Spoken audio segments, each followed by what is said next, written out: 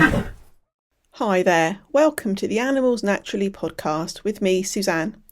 I'm founder of Taranet, a leading natural animal healthcare resource at taranet.co.uk.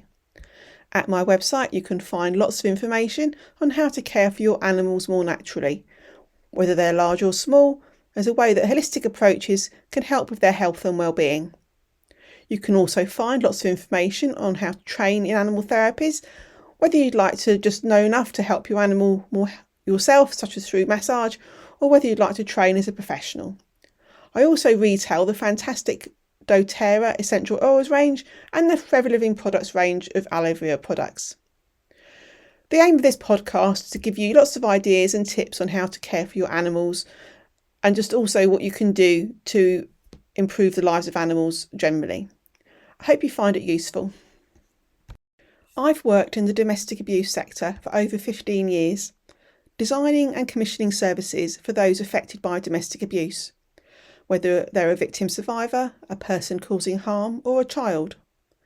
Since the legislation requiring that domestic homicide reviews take place in England for when someone has died from domestic abuse, I've commissioned these and been part of dozens of panels, and I'm also a trained domestic homicide review chair myself. A common theme from feedback from those experiencing domestic abuse, or from friends, family and communities, is that it's really difficult for anyone to acknowledge the relationship they have is abusive, or that the person causing harm won't change. There are many different types of abusive relationships. It is not only for those in an intimate relationship, it can also be those who have an ex-partner or a family member. A key fact though, for whatever relationship it is that knowing what to do to live free from violence and abuse is difficult. There are many barriers. The fear of leaving can be much worse than the fear of staying. Often victims and survivors are adept at managing their situations to avoid escalation. One barrier can be for those who have pets or other animals. That can make situations much more complicated. An example would be that you imagine you have a choice: end an abusive relationship, but to do so means leaving your home and moving far away. And in doing so, you have no option but to leave your dog behind with the very person who has been causing you harm, and may also have actually been harming your dog, and certainly not looking after it necessarily how you would like to. This is a decision faced by too many women and men experiencing domestic abuse. Often it's described as the hardest decision they've ever had to make. It's not much of a choice, is it? So how are animals affected by domestic abuse? Sadly, many animals living with their poor parents who are in abusive relationships will be directly affected. At best, they'll experience indirect impacts of emotionally drained and strained care. But at worst, they'll be starved, injured and traumatised. So leaving your much-loved pet or other animal with a person who's been abusing both of you isn't something you do unless you are desperate. Underestimating the impact of domestic abuse is quite common. It's true to also say that many people underestimate the fact of how children are affected by domestic abuse. And our pets are like children, living in the home, living as part of our family, witnessing and sensing the tension and violence.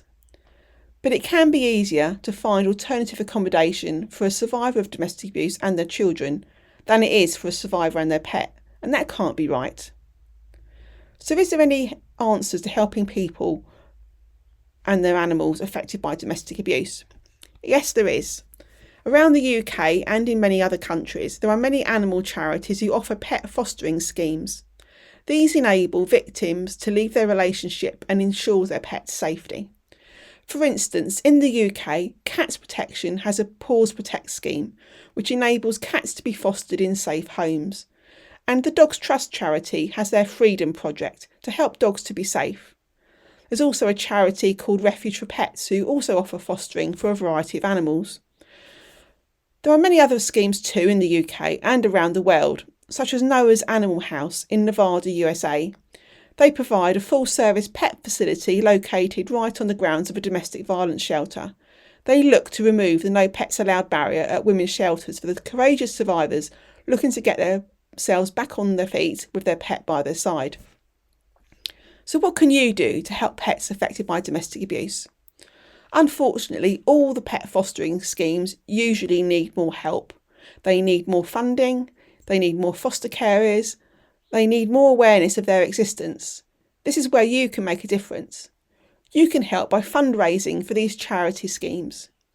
You can help fellow animal lovers know how they can make a difference by becoming foster carers, or you could become a foster carer yourself.